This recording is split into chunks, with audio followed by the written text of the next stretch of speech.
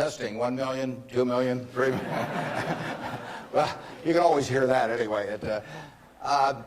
When I came down today, it's been 54 years since I drove down what was then the Highway 6, the Cornhusker Highway, to come to Lincoln to school. And even then, there was a lot of nostalgia attached with it because my father had attended the University of Nebraska in the 1920s. He was editor of the Daily Nebraskan, and one day a young woman from West Point, a student, came in to apply for a job as a reporter on the Daily Nebraskan, and my father not only hired her as a reporter, but he married her shortly thereafter. So both my parents attended here. My grandfather on my mother's side was here in the 1890s, and so a lot of good things have happened to me because of the University of Nebraska. I received a terrific education here. I was telling the dean the most valuable thing I learned here, but I learned a lot, but the most valuable was accounting, and we had a wonderful professor named Ray Dean. There may even be something named for him down here, isn't there? Yeah, he was, I'd been to the Wharton School, I went to Columbia Graduate School subsequently, and I took a lot of accounting courses, but by far the best instruction I received in accounting came from Ray Dean, and there's nothing more important. People ask me what they should take in business school, or even if they don't go to business school, what they need to know before getting in business, and I tell them, you have to understand accounting. It's the language. I mean, it's like being in a foreign country without knowing the language if you're in business and you don't understand accounting. So you want to get as comfortable with that as you are with the English language. It's made me a lot of money because I listened to what Ray Dean had to say 53 or 4 years ago, and have been able to understand what I was seeing on pieces of paper, what that told me about businesses, and the limitations of what it told me about businesses. But that's the way we invest. Yesterday I was in Knoxville, Tennessee, and we bought a company. We agreed to buy a company called Clayton Homes about a week ago. It's a big company in the manufactured home business. We agreed to pay $1.7 billion for it. I made that deal over the phone without ever meeting the people there, but I had seen enough through reading 10Ks, 10Qs, annual reports, but looking at figures, what they tell me in terms of the kind of people even running the place, the kind of accounting decisions they make and so on. I was able to make that $1.7 billion transactions over the phone. Yesterday was the first time I met the people, and their board of directors had actually approved the deal a week earlier.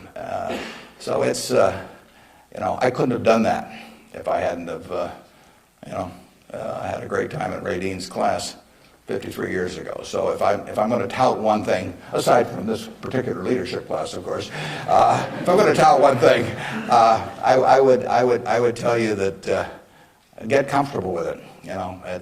It may not happen the first week or the first month in the class, but get very comfortable with accounting. So I run into CEOs periodically who really don't understand it. They try to bluff their way through, and you can see in their faces, they're frightened almost when somebody hands them a balance sheet or an income statement. They really don't know what it means, and they have to count on somebody else. And that's something you shouldn't count on. We make all our acquisition decisions ourselves. We don't call in consultants or anybody. We don't call in investment bankers, much to their disgust. No investment banking fees in the Clayton Homes deal, because it's my responsibility running Berkshire to understand enough about our acquisition decisions to make them based on the numbers that I see and what I see there. This course, however, is about leadership, and I'd like to talk just for a minute about that, and then I'd like to really talk about whatever's on your mind, and we'll get questions. But leadership obviously it's a very simple thing in concept. My job as the leader of Berkshire Hathaway is to have visions and goals for the company overall, with a long time horizon attached to them, and then to get those goals accomplished through other people. That's what it's all about. I can't do it myself, so I have to know where I want us to get to. I have to see over the next mountain if possible, but then I have to get a lot of other people to look over that mountain with me and really do the job. I mean, they are the ones that get it accomplished. So it's getting things done through other people. Now, Berkshire is like many large corporations in certain ways, but it's really quite different in many ways. We have over 150,000 people now working for Berkshire Hathaway in dozens of companies throughout this country primarily, and even abroad a little bit. We have exactly 15.8 people in headquarters, and Deb Ray came down with me today, so we've only got 13.8 there today. And we're probably working just as well with those 13.8 as we would if Deb and I were in the office. But that's an unusual organization. I mean, we have dozens of operating managers, CEOs of their businesses, out there running them today, and they do it without any direction from the home office except for one very limited piece of direction that I give them, which I'll get to in a second. But we have these people, and they're an unusual group of people running these businesses because most of them have sold their businesses to us, and they're very, very wealthy. 3/4 of our managers do not need to work financially. They have no reason financially to work. Probably 3/4 of them are worth at least $50 million, and we have some that are worth in the billions. And yet these people jump out of bed every morning, and work, and they work weekends, and they love working. And why is that? And what's the key to that? Well, the key really is the same reason I keep working. I'm 72. I'm getting Social Security now, so I should be in Florida, pushing shuffleboard around or something of the sort. But I do what I can do. Anything in the world I want to do. But what I want to do is run Berkshire Hathaway. Now, why do I want to run it that way? There's a couple things. A, I get to paint my own painting. I go down there every day, and I feel like Michelangelo. They're working on the Sistine Chapel or something. Nobody else may think it's a great painting, but I get to paint my own painting. I do not have people second guessing me. I do not have people saying, why don't you use a little more red paint than blue paint? Why don't you paint a seascape instead of a landscape? I get to do my own thing. It's a form of creativity. It's exactly like somebody feels it's a professional golfer or somebody feels it's a painter. They're not doing it for the money, primarily. They're doing it because they like doing something well, and that it happens to be down the route of their talents. And the second thing I like, frankly, is I like applause. I like appreciation. So I like having shareholders who feel good about what I've done. I mean, I have a 96-year-old aunt, and her husband went to the University of Nebraska too, and she is, she has all her money in Berkshire Hathaway, and she counts on me. And she's out in Palm Springs now, and her whole net worth is in Berkshire.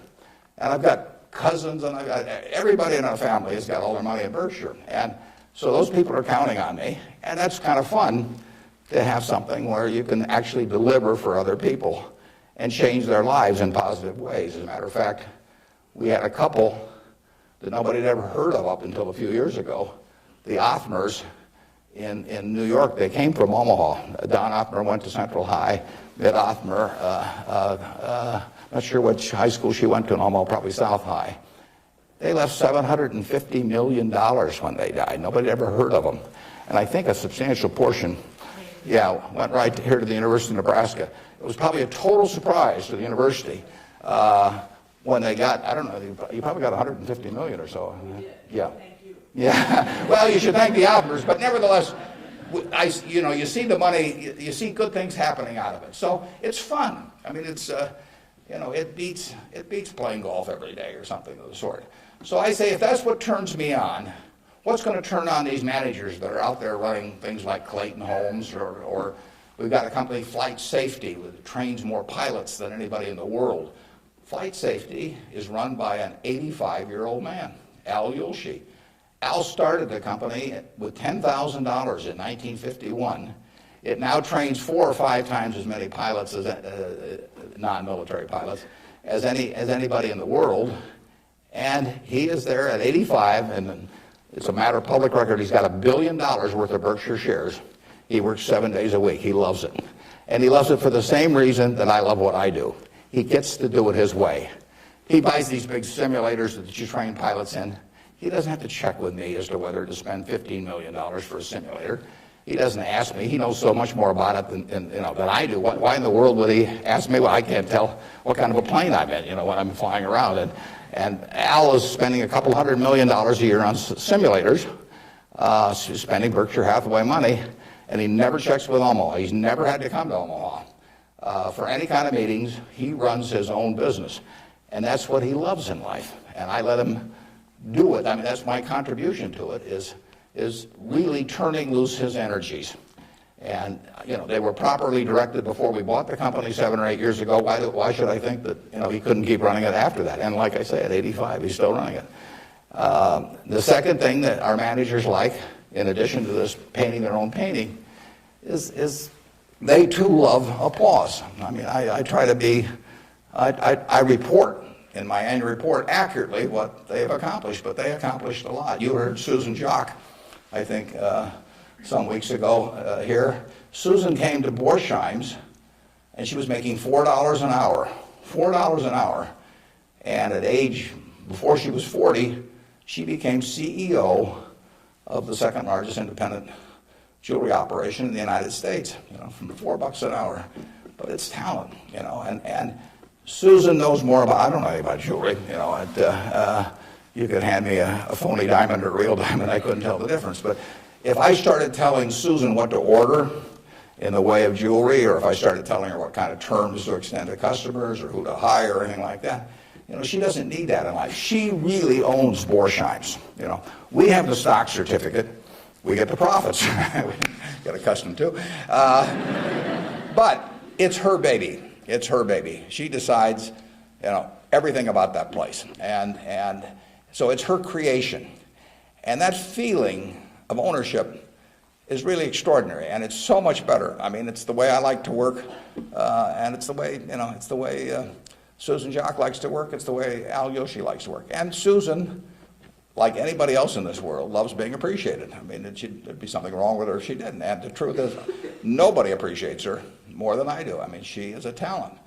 And we are lucky to have her, and we're lucky to have all of these other managers. So leadership at Berkshire really consists of taking a bunch of people who, in a baseball analogy, would be 400 hitters, and just handing them the bat and just telling them to get up their plate and take a big swing.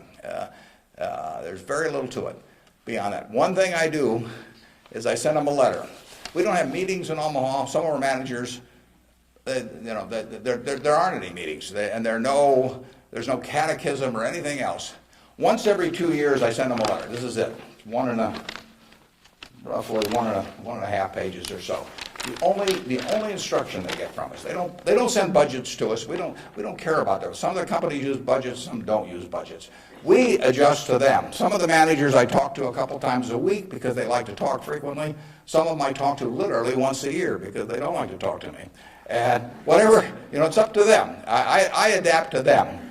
The only thing I tell them, and this letter, which went out January 20th, 2003, it says it's been 2.5 years since my last memo. Now, how many big companies have you have the managers out there been 2.5 years since they've heard from the home office? It's been 2.5 years since my last memo. Here are a couple things to keep in mind. And number one, and this is number one every time, this doesn't change. It won't change 2 years from now or 4 years from now or 6 years from now. Number one, we can afford to lose money, even a lot of money. We cannot afford to lose reputation, even a shred of reputation. Let's be sure that everything we do in business can be reported on the front page of a national newspaper in an article written by an unfriendly but intelligent reporter. In many areas, including acquisitions, Berkshire's results have benefited from its reputation, and we don't want to do anything that in any way can tarnish it. Last year, Berkshire was ranked by Fortune as the 4th most admired company in the world. This year, we were 3rd in the United States. They just published it. It took us 37 years to get there, but we could lose it in 37 minutes. And that's the message. I mean, we can lose money. It does, nicer to make money, but we'll figure out ways to make money. But we can't lose a shred of reputation, because you don't get it back. And you can. I said 37 minutes, but you can lose it a lot faster than that. You can lose it in 5 minutes. And in fact, I was talking to Bruce coming in, and he did some work around Salomon Brothers, and I went back there 11 years ago because this firm, which had the second largest balance sheet in the United States at that time. It was a preeminent firm on Wall Street. John Goodfriend, who ran it, had his picture on the front of Business Week as the king of Wall Street. And in late in April 1991, he made a fateful decision. It was reported to him that an employee down the line had flim-flammed the U.S. Treasury, had broken some rules, tried to play games with him. And John did not report that fact to the Treasury or to the Federal Reserve or to the SEC or to anybody else. He didn't do anything wrong himself, but he got behind the curve. He didn't report it. The president of the company, Tommy Strauss, didn't report it. If you saw that Katie Couric show on Sunday night on the Central Park Jogger, Tom Strauss was on there, but Tom Strauss ended up losing he was president of Salomon Brothers. John was chairman, John Goodfriend. They didn't do anything. They dawdled. And after a few weeks, the same guy that had committed the terrible acts earlier, on May 15th, he did the same thing again at a Treasury auction. And now they were in this terrible pickle because they had known about this on about April 28th, that this guy was a bad actor, and they hadn't done anything. And now on May 15th, he does the same thing again. And now if they go, they start feeling if they go and talk about it, that people will say, well, why weren't you in here before? So they just kept trying to shove it out of their mind and do other things. And it came within inches of destroying the firm. It destroyed their careers. I mean, John Goodfriend had spent 30 years in Wall Street and had a fine reputation. The king of Wall Street was brought down by one simple act of omission. All he had to do was pick up the phone. Jerry Corrigan was head of the New York Fed. He had to pick up the phone and say, Jerry, you won't believe this, but this crazy guy in our Treasury Department, a fellow named Mosier, has just done this thing, and I'm terribly embarrassed, and what can we do to make it right? I mean, and Jerry Corrigan, being Jerry Corrigan, would have turned red in the face and gotten very mad and issued a lot of language I couldn't repeat here, but in the end he would have said, thanks for calling and telling us about it immediately, and we'll slap a fine on you or do whatever is appropriate.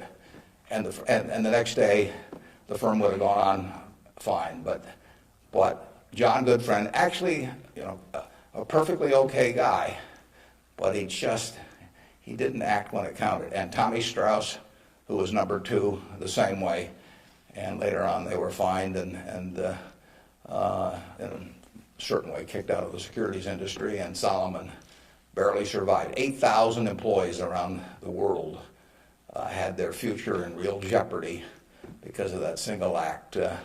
So just apply the newspaper test. That's what I tell our managers. I could have a 1,000-page book of ethics. I could have all kinds of rules and hundreds of, but in the end, just all you got to do is think about, do you really want what you're doing put on the front page of the paper tomorrow to be read by your parents, by your spouse, by your kids, by your neighbors, by your coworkers?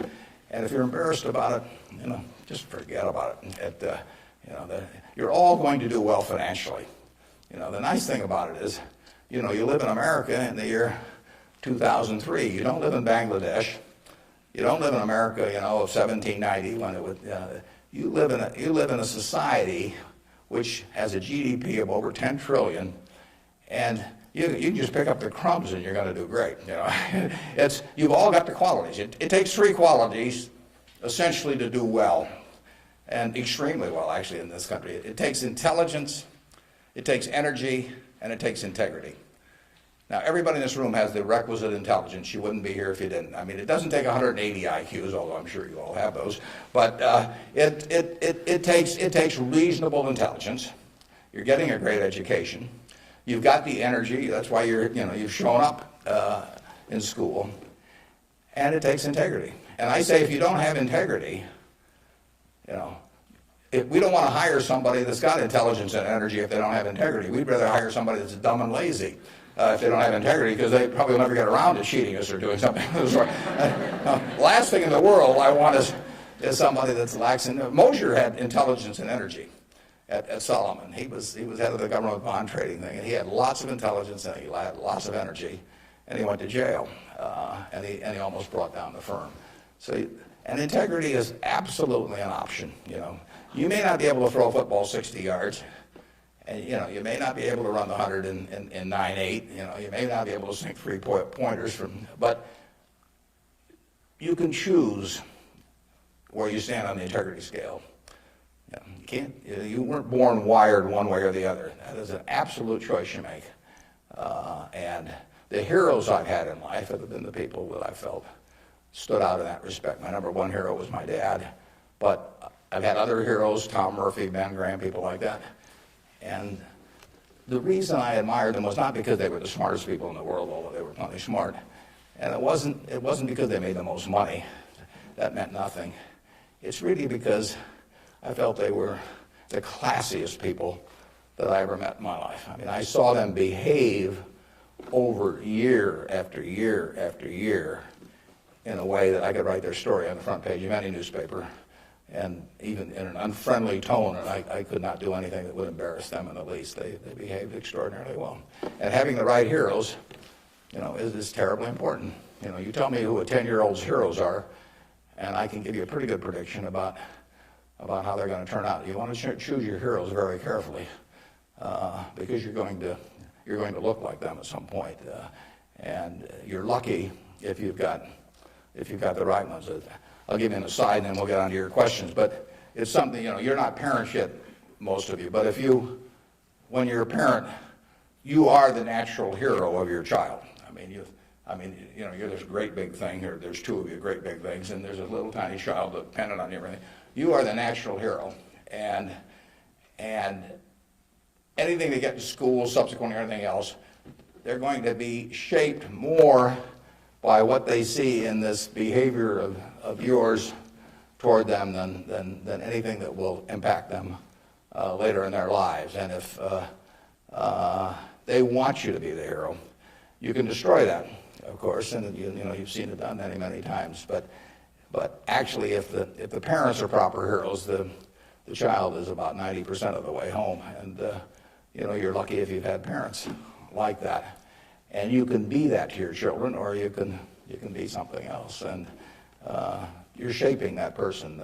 It's nice to learn accounting when you get to Nebraska, but the behavior model that you take on is incredibly important. Let's talk about what's on your mind now. You can ask tough questions. It's more fun for me, and they can be about business, they can be personal, they can be political. You pick it out. And. Good morning. When you were rejected from Harvard Business School, it was obviously somewhat of a failure in your mind. How do you adapt to your failures in life to make you more successful? Yeah, well, that's a very good question. How do you turn failure into a plus? And it's true. When I was at the University of Nebraska, one day I was reading the Daily Nebraskan, and it said in room 300 or something, at 3 o'clock, there will be this panel of 3 professors here at the university, and they're going to award the Nathan Gold Scholarship. I don't know whether you still have that around. And at the time, it said it would give you $500 to go to the graduate school of your choice. I don't know whether it's changed in amount, but that was it. So I read this, and I went there to this room at 3 o'clock that day, or whatever it was, and I walked in the room, and there were the professors, and I was the only student that showed up. I mean, it really got to them. I mean, they were stuck. They kept waiting and looking at their watch and hoping there would be more candidates, but no one came in. So I won $500 by default. And those are usually my biggest triumphs when nobody else shows up. And so here I was. I had $500 to go toward it wasn't limited. It was any graduate school for a master's degree. So I applied to Harvard. My dad wanted me to. And I shortly heard from Harvard.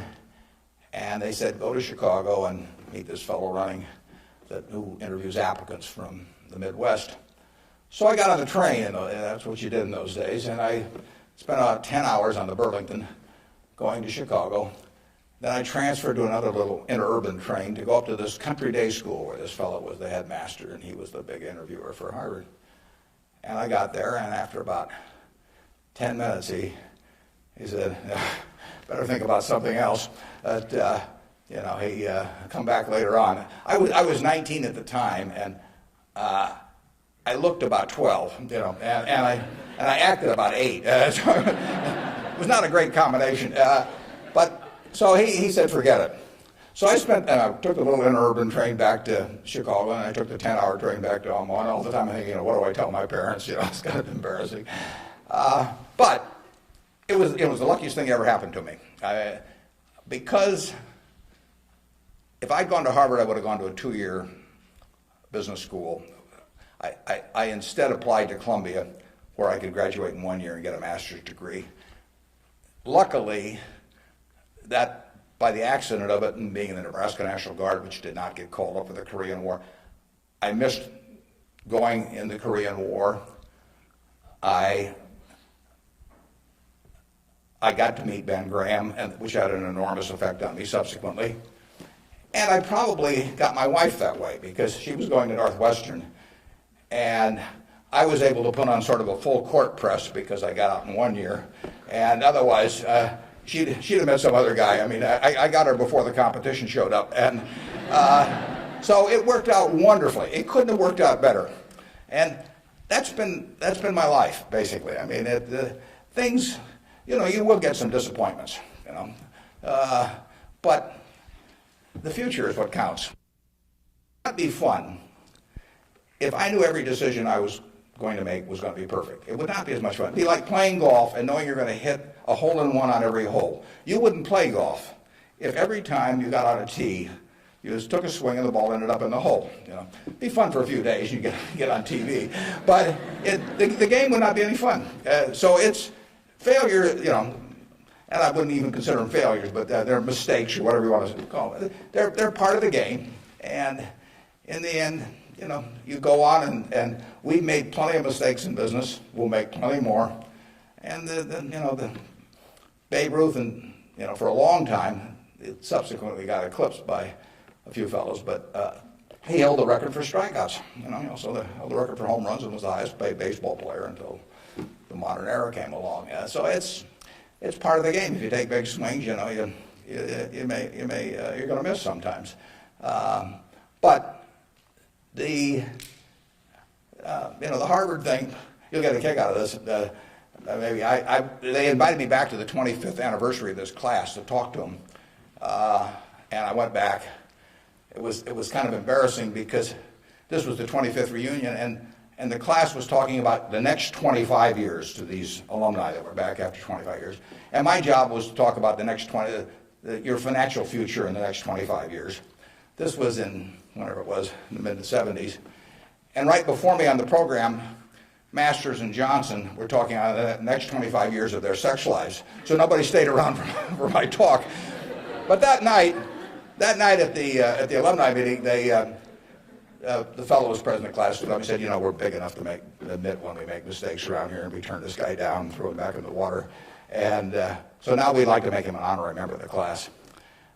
So they did it, and they voted, and everybody voted for it. And I stood up and I said, I recited the story that I told you. And I told him, I said, at the time I was kind of philosophical about this. I was young, and maybe my grades weren't that good or something. And so I took the rejection kind of well. But I said, now that I've met the people that got into class, I'm really sore.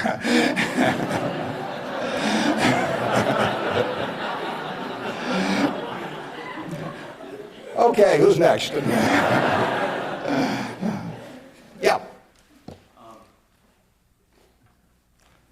You can ask it, I'll repeat it. Okay. Yeah. I guess my question to you is, after you're dead, how do you want to be remembered, and how do you go about in your daily life ensuring that you're going to be remembered in that way? Yeah, well, really, I only want the minister to say one thing at my funeral.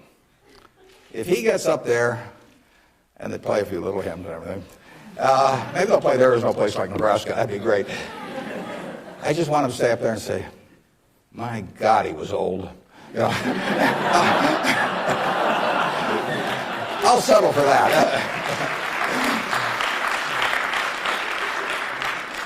But the truth is that to some extent Berkshire is my creation. So I would like people, to the extent that people regard that well, that's what counts. I mean, that's my painting. And I hope that people look at, I've been running it out for almost 38 years, just about 38 years exactly, and it means I only got another 30 or 40 to go. And I hope that we have done some things differently than other corporations. We've operated on a different model. And I hope two things about it, actually. I hope, A, that people realize that model works and why it works and so on, because it does conflict with certain management theory over the years. And secondly, the important thing is that it lasts well beyond me. I was down at Walmart 6 months ago and talked to their management group, and I had a great time. What is really astounding, I voted for Walmart as the most admired company in the country last year. That's where my vote went. It was astounding what Sam Walton built, starting in Bentonville, Arkansas with a pickup truck, taking on J.C. Penney and Kmart and Sears and all of these people with no money, no real estate, no preference with vendors, no credit card list, anything. He just took them on, and of course he just ran away from them. But the really impressive thing about Walmart is that Sam died about 11 years ago, and there had been no momentum lost. I mean, what he instilled in that company, nobody else could have built it like Sam, but David Glass first and Lee Scott now as the CEO, they have kept that company with its special culture going at full steam ever since. And that's really what I hope happens with Berkshire, and I've tried to think about ways to make that happen. But the real test will be if 10 or 20 years after I die, that the special culture that I think is part of Berkshire is not only just as strong as ever, but even stronger. We have a situation at Berkshire where in 38 years, we got all kinds of CEOs out there running all kinds of businesses, 3 or 4 of them in Omaha. We have never had one CEO ever leave us, period, to go someplace else. I mean, I don't know that there's any place like that in the country. So it's been and we've never issued a stock option. You read in the papers that you got to have stock options to attract quality people, all that sort of thing. I mean, we've never had a share of them, and in the end, I don't know how many dozens of managers we're talking about, but no one has ever left for another job, and some have been offered way more money. In fact, Ajit Jain, who runs our reinsurance operation, probably could have increased his income 10 times, tenfold. Now, he's already making many millions, but tenfold. But he doesn't want to leave. And that is the culture that I hope we can maintain, and that's what I'd really like to be. If I've done anything to contribute to that, continuing after I die, that would be terrific. Of course, I actually plan to keep managing Berkshire after I die. You have to understand that. I have given all the managers Ouija boards. I've got these dark rooms they're going to go into, and I'll be there. Mrs. B at the Nebraska Furniture Park worked till 103 at Berkshire, and she's sort of our examples. And then she took off from work, and she died the next year. So it's very dangerous to quit as early as that. Yeah. Am I supposed to be calling on these people? Okay, good. How do you determine via your personal finances what organizations or foundations you give your money to? On personal finance, how do I handle them? Or? How do you determine where you make your donations? Oh, well, we've got there's a Buffett Foundation. Eventually it will have everything. I mean, basically everything I've made will go back to society. America's done it for me, and that's where it should go. I've got about an 8-page letter that the trustees have already seen. Incidentally, there's very few trustees. I don't believe in large groups of people making decisions. It gets to be, it sort of descends to the lowest common denominator. So there's only, maybe 5 or 6 trustees. Interestingly enough, not just by accident, but I picked the people who I trust in the most in terms of both their intelligence but also their quality to run it.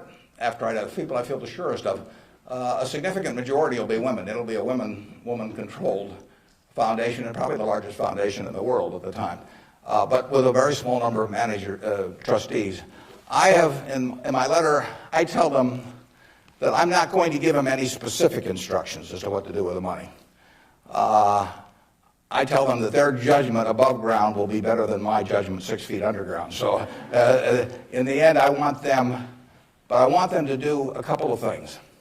I want them to attack really big, important causes. I don't want them to give $1 million here and $1 million there and everybody that, that asks that they know and that sort of thing. So I don't want them doing things with an eyedropper. I want them to take very big swings. And then I want them to measure what they're doing by the importance of what they're doing as contrasted to the natural funding constituency for that. Now, taking the health field, you got the National Institute of Health spending billions and billions of dollars. You got all kinds of money going into medical research. It'd be crazy, in my view, for the Buffett Foundation to be engaged in medical research. It's not that the subjects isn't important, but there's already a huge funding constituency.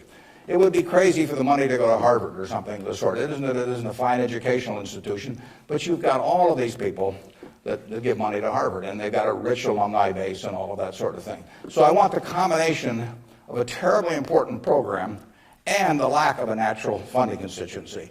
Well, where do you find that? You find that with unpopular causes to quite a degree. Rockefeller felt somewhat the same way. It's interesting. He was the first major patron of any sort of black colleges in the United States. Now, if you think about it, black colleges had no funding constituency. Their alumni didn't have any money, basically, if you go back 75 or 100 years. So there wasn't any money coming in. People didn't, they didn't build great businesses and then leave tens or hundreds of millions of dollars to the institution. And it was self-perpetuating. And so Rockefeller stepped in, and he took a group of black colleges and funded them in a very, very big way. And I admire that kind of a decision enormously. Otherwise, nothing would have happened. And that's what I hope the trustees of the Buffett Foundation do. I was with Bill Gates last week, and I consider his foundation, he and Melinda together, because they're equal partners in it, I consider their foundation to be the most logical big foundation in the world. They're giving away about $1 billion a year. Now, Bill said to, and Melinda said to themselves, how do we save the most lives per dollar spent in the world? And they decided that in certain major medical areas, that what was being done abroad in many countries was zilch in terms of these things that were easily preventable by vaccines or various other things. And they decided they could save huge numbers of lives per $1 billion spent. But they'd be spending it, in places like India and Africa, where they would get no credit in the United States. No buildings with their name, no nothing. But that was their metric. And that's Bill's sole metric. He doesn't want to talk about, you can go to him with some proposition to stick his name on something, for $50 million. It doesn't interest him at all. It's a totally rational one, and he pours himself into it. He has educated himself on medicine, and particularly medicine outside the United States, in a way that I've never seen anybody. And I've got good news for you. This you should write down. On May 2nd, on public broadcasting, there will be a program where Bill Moyers is interviewing him, and Bill explains his philanthropic thinking. And I went there. It was taped at Columbia University, and in fact, you may even see me in the audience sitting next to Melinda. But it's going to be a great program. They took about an hour and 20 minutes, and it's going to get edited down to 56 or 58 minutes. But you will hear as cogent an argument for rational philanthropy on that program as you'll ever hear in your life. So it's interesting. That program came about because about 2 years ago, I asked Bill a question at a group I get together, something akin to what you asked him. I asked him to talk about the evolution of his philanthropic thinking. And there were a group of about 60 of us there, and he talked to us, and it was a fabulous talk. And I said, you got to get that out in the public domain somehow. So this thing with Bill Moyers does that. If I die tonight, all my Berkshire shares, which are 99% of my net worth, plus go to my wife. She dies first, hers go to me, and then it all goes to the Buffett Foundation. And it will then be active on a very big scale. And those are the guidelines. And who knows what those problems will be. I mean, it might well have been civil rights in the early 60s. I mean, the civil rights organizations, were not being funded by anybody. And I mean, money wasn't the big problem, but it was a problem in the civil rights arena. And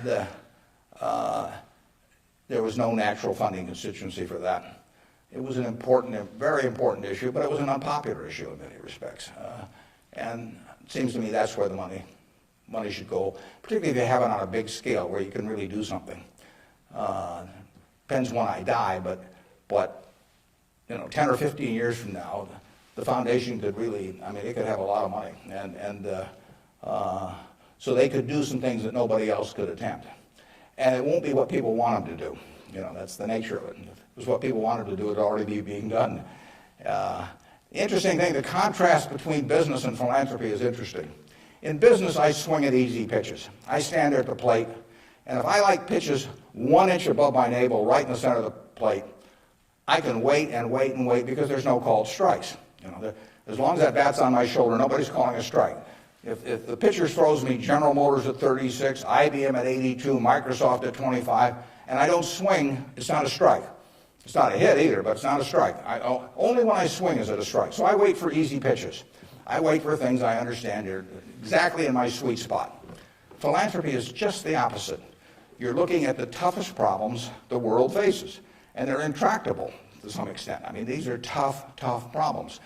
And they have resisted the utilization of money over the years, and that's what makes them tough problems. The problems you can solve with money are the easy ones. It's the problems you can't solve with money.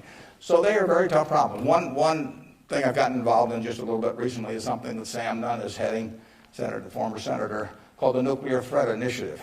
And essentially, Sam Nunn, who is as well informed as anybody in the world on the subject and articulate and everything, is working on the problem of the nuclear materials and or nuclear talent that exists around the world that might become available to terrorists or to governments to impose on the rest of the society. And there are vast amounts of uranium and lesser amounts of plutonium, and there's a lot of unemployed Russian scientists and so on. So this is something that Ted Turner actually set up a couple of years ago and got Sam to handle. And because AOL Time Warner stock, which was being used to fund it from Ted, has gone down a lot in price, they've run short of money. So that's something I'm involved in. It doesn't, it's not something that has any popular appeal. You can't send out something and get hundreds of thousands of people to respond. But that's the kind of thing that I think the foundation should be doing. Yeah. With the government possibly considering eliminating double taxation on dividends, would you ever consider declaring a dividend on your stock? And what kind of decision-making process do you go through when you're looking at those businesses? Yeah, the question is, with the government considering eliminating the double taxation on dividends, would that change our attitude at Berkshire toward paying dividends, and what sort of decision-making framework do we have about whether we pay dividends or not? Berkshire, I took it over in 1965, and we paid 10 cents a share one year. It happened in the late 60s. I can't remember it. I blocked it out of my mind. I must have been in the men's room or something, because that was the only dividend we paid. The determination is very simple on dividends. Can we retain $1 or $1 billion, or whatever the amount is, of earnings, and have that dollar become worth more than $1 in immediate present value? Now, even though it may not get used for a few years or something of the sort. In other words, is that dollar worth more than $1 if kept in the business? Forgetting about taxes entirely. Let's assume a total tax-free society in terms of dividends.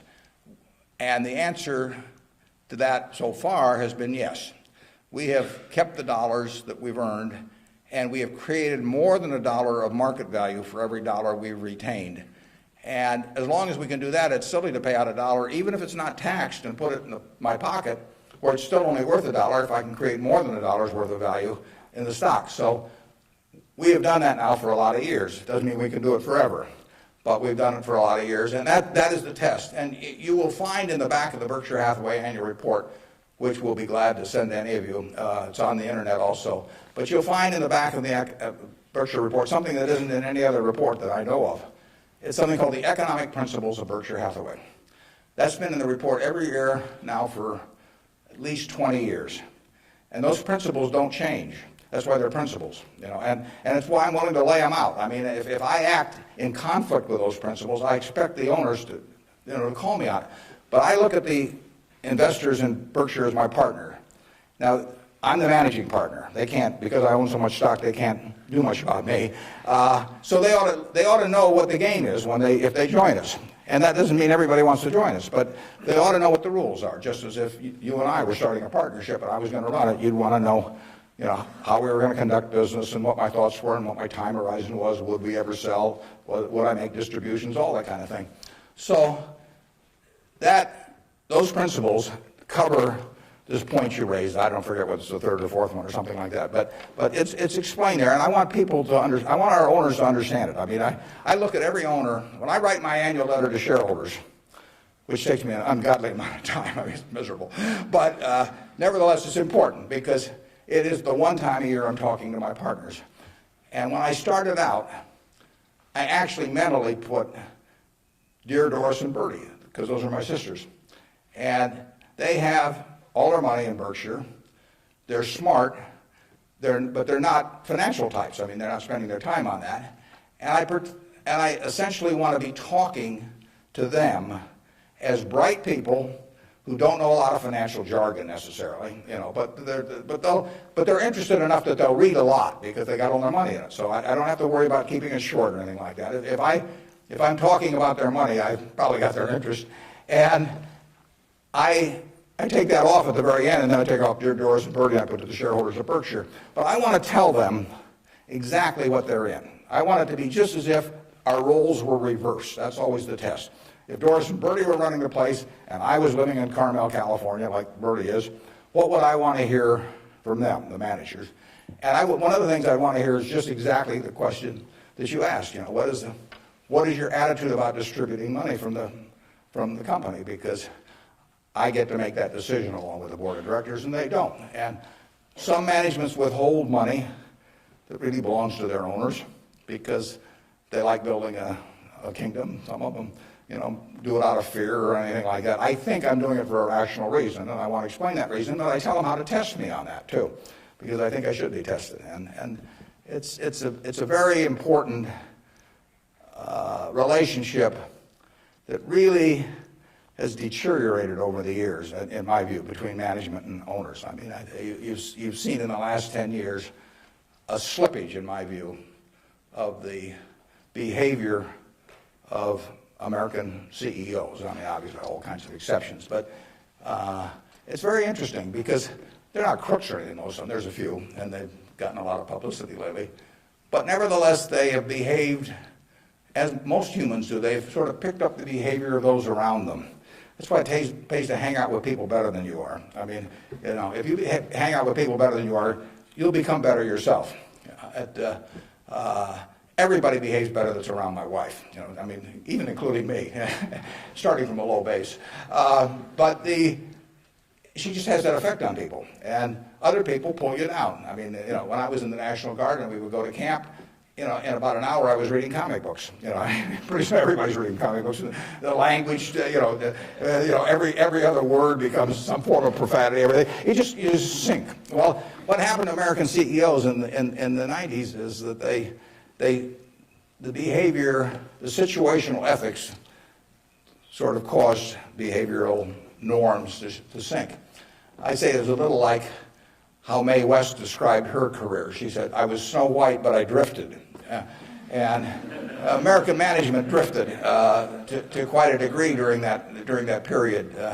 I think it's very important what that relationship is. People have given you their money at Berkshire Hathaway or any other company, and I'm a trustee for them in effect. And then the question is, they ought to, since I control the place, they ought to know the yardsticks. So if you do go to our website, go to the back of the report, and there's something that says economic principles, and we try to discuss everything that's important. And I tell them I'm going to put them in there every year so that they can, they can hold me accountable. Yeah. You talked quite a bit about flexibility in your many different companies and so forth. If you could elaborate a little bit on the personal qualities and professional qualities that you look in those executives that you place in those companies. Yeah, and the question is about the personal qualities we look for in the executives we place at our various companies. The first thing is we don't usually place them. I mean, they come with them. We don't have anybody to place. So I have the problem occasionally, if somebody dies, or to replace a CEO. But most of our CEOs came with the deal. Clayton Homes, which we're buying, comes with Kevin Clayton running it. We will put no one in there. He will run the place just as before. But in terms of the personal quality, when a seller comes to me with a business, whether it's Clayton or any of the others, Ike Friedman at Borsheim's, Mrs. B at Nebraska Furniture Mart, when they come to me, the first question I have to ask myself, because I'm counting on them to run the place, I have to decide, do they love the money or do they love the business? Now, there's nothing wrong with liking the money. I mean, they all like money, but they've got to love the business. They've got to have a passion for it. Because if I give them a whole bunch of money and they love the money and they don't love the business, no matter what they tell me, 6 months from now they'll be gone. I mean, they'll just all of a sudden say, why am I getting up at 7 in the morning just so I can send a lot of money to Omaha? I mean, it won't work. So they have to love the business. I mean, I want people with a passion for the business. I used to say that I had a one-line employment form, one-question employment form. The question was, are you a fanatic? If you answered yes, you got the job. Because I want somebody who's fanatic about their business. I mean, you want people that love teaching if you're in a classroom. If they don't have the passion for it, it doesn't work very well. So now, if they've got the passion, and our managers do, but not everybody would. The financial operators don't. We've never bought a business from an LBO operator or a financial operator. Because they don't give a damn. I mean, all they want to do is make sure your check clears, and they're gone. And it isn't going to work if we try to buy from them. So we buy from these people who love their businesses. And then really my job is just to make sure that I don't mess it up and create conditions that cause them to quit loving it for some reason. Because they come in loving it. Only I can mess it up. And they care about being treated fairly on compensation, but they don't measure it against everybody else. They don't have a lawyer they're negotiating with me. I mean, I don't have a compensation arrangement with any of these managers that can't be put in one paragraph. And then I go to other companies where they have a lawyer come in and there's 80 pages, and it tells what's happened, how much they get paid at severance if they end up going to jail. I won't deal with somebody that thinks that way. And that's fine. There's a self-selection process in terms of who comes to us. There's this invisible filter out there that causes the Claytons of the world, the Al Yoshis of the world, the Ike Friedmans of the world, the Mrs. B's of the world to come to us. When I made the deal with Mrs. B in 1983, Mrs. B had another offer from somebody else that was somewhat higher, and she just said, I don't care. She only owned 20% of the company. She had 4 children, they each owned 20%. She told them, I'm selling to Mr. Buffett. She always called me Mr. Buffett up till when she was 104. In fact, when I'd walk in the store, she'd say, here comes my new young boyfriend, which I don't get that a lot of places, I can tell you. But she built this thing. She came over here in 1921 or 2. She landed in Seattle with a tag around her neck. She couldn't speak a word of English. Said Fort Dodge, Iowa. She couldn't communicate. She just had the tag. The American Red Cross got her out to Fort Dodge. And for 2 years, she got no place because nobody spoke Russian or Yiddish, actually. And so she moved to Omaha just to be around some other Russian Jews who she could at least talk to. She learned the English language when her oldest daughter, Frances, would go to school and come home at night and teach her the words. And she started out and she started sending $50 at a time over to Russia to bring her siblings. She had 7 siblings, and her mother and father to get them over here. After 16 years, she brought all the family over. She saved $500 in 16 years, peddling used clothing, whatever. And she started in the rest of the furniture with that $500. And it's now the largest home furnishings complex in the world. And it all came from the $500 and a very, special woman. And can you imagine building something like that and selling it, to some financial operator who's going to resell it, and try and go public with it a couple of years later? And it meant something to her. She wanted it to continue like it has continued. And those are the kind of people we want to attract.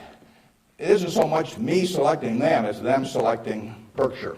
I mean, that's the key. And frankly, we've gotten to that position in this country where the people that do care about their businesses, good-sized businesses, there's no second choice besides Berkshire. We get them. They come to us. We had a woman, Doris Christopher, come to us last year.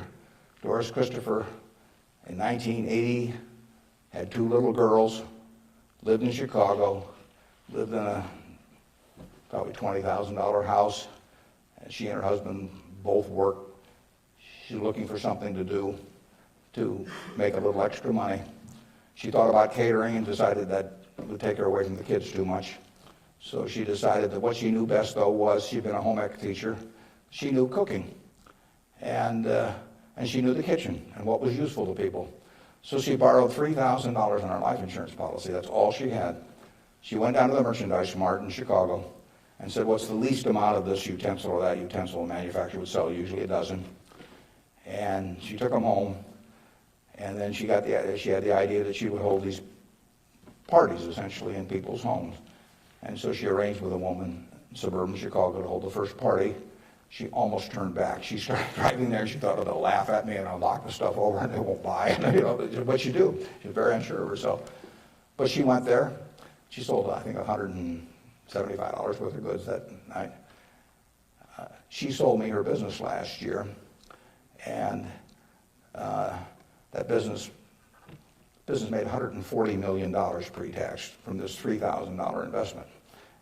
That woman had a passion for her business, and she understood her customer, and she loved her customers. She loved the people that worked with them. She got 67,000 associates. It's called the Pampered Chef. Some of you may have been to a Pampered Chef party. And almost 1 woman out of 10 in the United States bought something from us last year.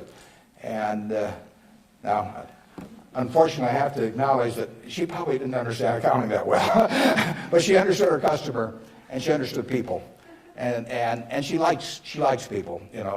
I met her one time, but when she wanted to sell her business, there wasn't anybody else to sell to as far as she was concerned. She came to Omaha. We made a deal in a few minutes. The compensation deal took us 15 seconds. She's running the business. I've never been there. They're in Chicago. I hope they're there. I mean, we paid a lot of money for this. I mean, someday we'll buy a business and there'll just be some guy in a closet someplace saying, what figure shall I send Warren this month? But I've never been there. I've met her and I've seen the results of what she's done, and she is in love with the company. Yeah. How do you intrinsically value the businesses that Berkshire acquires? How do I value the business that Berkshire acquires? Well, the first thing I have to decide when somebody calls me is valuing this business within my circle of competence. I don't know how to value Microsoft. I don't know how to value Oracle. I mean, if Larry Ellison calls me or Bill Gates calls me, and they don't. But if any of those, I don't know, or biotech or anything, I wouldn't know how to value it. I just, I'd wish them well and tell them, I think it's worth twice as much as they think it is, but I'm just not in the mood to buy today. I don't know. So it has to be within my circle of competence. My circle of competence is, businesses I can understand. And when I say understand, I don't mean understand how to use a computer or not use a computer in terms of a computer company. I mean understand what the economic characteristics of the business are and what the company's really going to look like in 5 or 10 or 20 years. Bill Gates will tell you that if he were investing, he would buy Berkshire rather than Microsoft because it's so much easier to understand what our businesses are going to look like, whereas he's in a business where you're going to really have to be doing things differently over time. So I know that Wrigley's is going to be the #1 chewing gum in the country. I know Snickers is going to be the #1 candy bar in the country 10 years from now. It's been the #1 candy bar for 40 years. You don't have to be very bright to understand that when people lay out 50 cents for something that they stick in their mouth, that they're not about to experiment. I mean, we try to look at businesses we can understand. Now, I got a call a year and a half ago from a fellow, I never heard of him, in Denver. His name was Craig Ponzio. Craig called me up, and never heard of him. And he said, I've got a business that's your kind of business, and I want to sell it. Here's the reasons. Happen to do with health. And although I don't pay much attention to the reasons. And he said, it's the leading company by far in the custom picture frame business. And he said, let me tell you why it has what I call durable competitive advantage. That's what I call a durable competitive advantage. He said, let me tell you why it has it. He said, there are 18,000 people that frame pictures in the United States, little mom and pop operations. Every town, Lincoln will have a half a dozen, Alma will have a dozen, and they frame pictures. I go over to get a picture frame, I hand it to somebody, I say, I follow their judgment. I say, biggest thing I want is I want a good-looking frame, and I want it back soon. I want quick delivery. Well, with 18,000 people in that business and a zillion kinds of picture frames, nobody can carry a big inventory because they don't do that much business. I mean, it's not Walmart or something of the sort. Craig Ponzio graduated from a little school up in Wisconsin, went to work in a tiny little firm that made these things. 5 or 6 years later, bought the place when it was doing $3 million a year. Now does $300 million a year, and it totally dominates the wooden custom frame business. Why does it dominate it? It dominates it because it calls on these 18,000 people. It has a sales force calling on them 6 or 8 times a year, and it has 22 plants around the country that can get the frame that the custom framer orders 85% of the time. If they order it by 5 o'clock today, they'll have it by 3 o'clock tomorrow afternoon. Now, think of that coverage. That's what the customer wants. They don't care whether they pay $83 or $88 to get the thing framed. You've got something you want done, and you want it done fast. And that little custom framer, those 18,000 people, they want happy customers, and that means speed of delivery and certainty and all that. You couldn't build a distribution system to compete with us. I mean, just think of trying to build a distribution system starting from scratch that would take that business away from us. It can't be done. Well, Craig explained that to me in about 15 minutes. I'd never thought about the custom frame business, but I'd framed pictures or had people frame them for me, and I understood the power of that. That was a Monday. I said, I think we can make a deal. So he came on Wednesday. He came at 9 o'clock and he left at 10 o'clock. We've had a deal. I've never seen him since. He got the money promptly thereafter.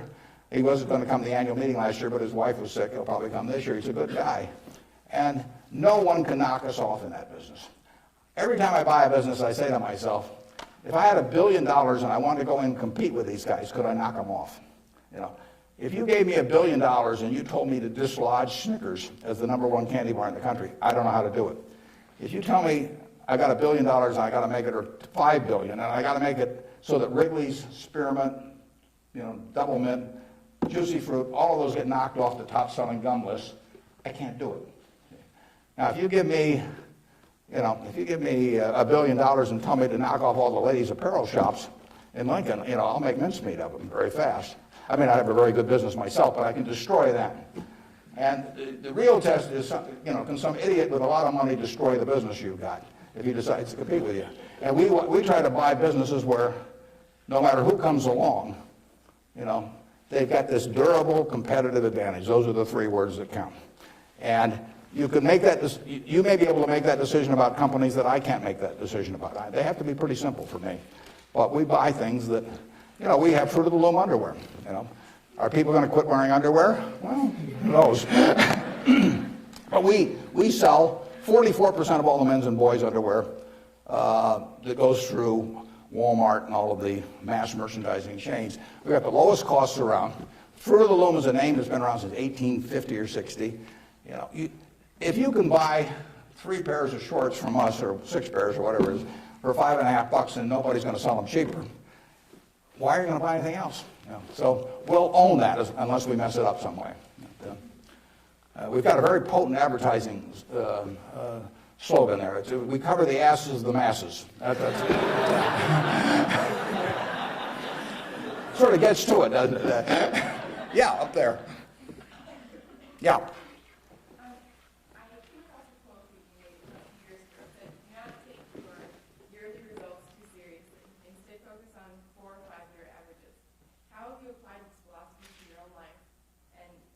Examine your successes in your personal life based could you repeat that just a little louder? I think I got most of it, but try me again. Okay. I'm going off your quote that says, do not take yearly results too seriously. Yeah. Instead, focus on 4 or 5 year averages. How have you applied this philosophy to your own life? Okay, yeah, the question is, since I say 1 or 2 years doesn't make much difference in business, but longer term does, how do I apply that in my life? Well, I could probably give you some terribly philosophical answer on it, but the truth is I get up every day and just do what I love doing. And I want people around me to have good experiences, but the truth is I don't spend most of my time thinking about that. I mean, I spend most of my time thinking about what can I do to keep Berkshire going the way it has gone. But I will tell you how to apply that, and it works reasonably well, I think, at Berkshire, because we get this self-selection of people to join in. I mean, we have created a working environment where in 38 years nobody's left that runs it. So I do feel good about that, obviously. I feel good about the results of the investors and, the Hoffners and those people. I mean, actually, I think a fellow may write a book about what's happened with all the money that all these different people have made in Berkshire. But I'll tell you the test on that, and it's a terrific question, because you will, when you get to my age, you will not measure how well you've done by how much money you've got. I can guarantee you that. You'll all do fine on money anyway. I mean, think about it. 7 hours a day, you're in a bed. You got exactly the same mattress I've got. If you don't, we'll sell it to you at the furniture mart. So we're on a parity. I can't outdo you, in terms of my sleeping enjoyment. You can match it by buying this mattress, which we'll give you a special price on. Just mention my name. We eat at the same places, We eat at Dairy Queen, particularly if you're in my position because we own it. But we eat at McDonald's and Burger King, and when I leave here, I'll stop by a fast food place. So our eating experiences are the same. We travel the same. I mean, I had a 10-year-old car up till about a year ago, and it just doesn't make any difference to me. They all work. We live in a place that's warm in the winter and it's cool in the summer, and we watch the Super Bowl on big screen TV. You do it, I do it. We dress more or less the same. I mean, I pay more for my clothes, but they look cheap when I put them on. So we're really on a parity. Yeah. So the money isn't going to be that big a deal. Everybody in this country is going to, with the intelligence this group has, the energy you have, you're going to do well. So what's the difference? What really counts? Well, I would say that you will measure. Health is enormously important, and that's a matter of a fair amount of luck. I mean, so I'm not shortchanging it. I'm just saying you can't do too much about that. But you will measure your success in life by how many, and extent, whether it's the people you want at 70 or whatever the age may be, you'll measure it by how many of them really love you, in the end. I mean, you can't buy love. I mean, it doesn't work. You can buy sex. You can buy testimonial dinners, you can buy your name on buildings, you can do all kinds of things. But the only way you get to be, love is to be lovable. It's kind of irritating, actually. If you got a lot of money, it'd be more fun to just write out a check for $1 million. So everybody, from now on loves me. But it doesn't work that way. And in fact, the only way is to be lovable. And I've got this friend who came out of Auschwitz and had at least one member of the family die there. And what is it now? It's 60 years later. She still, when she looks at people, it's a Polish Jew, when she looks at people, the question she asks herself in determining who she really trusts as friends, the one question in her mind is, would they hide me? Now, when you get to be 70, if you've got a lot of people that would hide you, you've had a successful life. I know people who have a tremendous amount of money, no one would hide. Their own kids wouldn't hide them. I mean, they really wouldn't. I mean, their business associates wouldn't, or anybody else. If it really came down to it, they don't have anybody's respect. They've got their attention maybe with money or something of the sort, but nobody loves them. And my friend Tom Murphy at Cap Cities TV, I mean, dozens of people would hide Murph. All kinds of people would hide my wife. Ben Graham, a lot of people would have. My dad would have had a number. And then, like I say, that I can tell you people that everybody may pay homage to them, and the kids may put up with them and hope they don't change their will or something. But the truth is that nobody would hide them. And if you've got a lot of people that would hide you when you get to be 70, you will have had a very successful life. Okay, right in front. Throughout your life, what are some of your personal and career goals that you've set for yourself, and which ones have you accomplished, and which ones are you still going after? Yeah, just in terms of personal goals, or just goals that you've set for your life that you've accomplished. Yeah, well, I would. The truth is, the main goal I've had has been at Berkshire. I mean, it might be more admirable to say that I was feeding the poor or something someplace in India, but it isn't true. I mean, it's been the focus of my life most of the time. The money will be, I think, used for very good purposes later on. I don't use any real amount of it myself, but actually somebody else was going to do most of that, and I picked good people to do it. But I've got 3 kids of which I'm enormously proud, and they like each other. They get, they do things together. They work, the family unit works extremely well. But my wife gets 99.9% of the credit for that. I mean, if you didn't turn out well under her, there's something really wrong with you. It's a life that's a lot of fun, but I do what I enjoy doing. I play lots of bridge on the internet because I like to do that more than anything else. I used to do way more reading. I do a lot of reading, but I used to just read all the time. Now I spend 12 hours a week on the internet playing bridge, and it's great. I will talk to the Microsoft Summit here in about a month, and I tell this group, and there's all these high-powered internet types, and I tell them, look, you guys are all failures because here I am, got all kinds of money. I've been fooling around with the internet now for 10 or 12 years. I spend 12 or 14 hours a week on it, mostly bridge, but I do, the Google searches, and if I'm writing a talk, I look up all kinds of information on it. I read the New York Times, the Wall Street Journal, 10 o'clock the night before, and all these things. And you guys are getting exactly $120 a year out of me. I mean, that is a failure. They have not figured out how to get any money out of me. And I gave them this talk last year, and this year I'm going to go back there and say, you've made no progress at all. It's $120 last year, it's $120 this year, and in between I've had 600 hours of enjoyment and learned all kinds of things. So I do enjoy, that. I enjoy that more than anyone. Now, when I was young, I thought I had a lot of money. I'd own a professional sports team, and I'd play golf all the time, maybe have my own private golf course, and all kinds of things. Just doesn't mean anything to me, I have something where 365 days a year, everything is good. I work around terrific people. One of them is here today that came with me, that drove me down. And I mean, I get to select the people I work with. That's a huge, huge luxury. I mean, literally, just think of if you had to work for a boss you couldn't stand, or work around people that cause your stomach to churn. It'd be miserable. So the ultimate luxury really is doing something every day that you love doing with people that you love doing it with. And I've got that, by accident to some extent. I say if you take on a job just to make a lot of money and it causes your stomach to churn, and you go home at night and kick the dog and all that sort of thing, that's a little bit like marrying for money.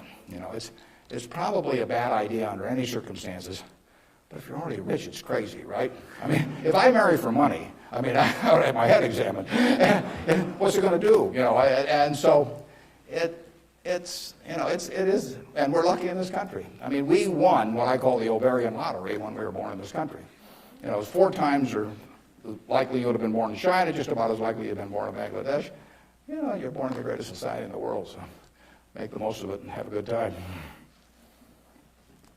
Let's see, who's had, okay, up there. You 2 guys are next to each other, you can fight it out. What has, whether it be professionally or personally, kept you and your business in Omaha or in the state of Nebraska? Well, that's a good question. Why do I stay in Omaha? Well, I love it.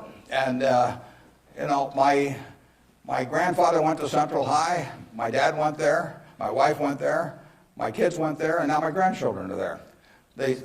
My grandchildren say they have the same teacher that my grandfather had.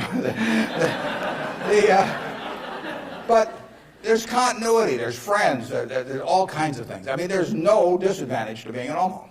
I mean, I like New York when I'm there. I've got a house in California, and I get around some, but I can't imagine anything better. I mean, You know, what doesn't it have? I have a home.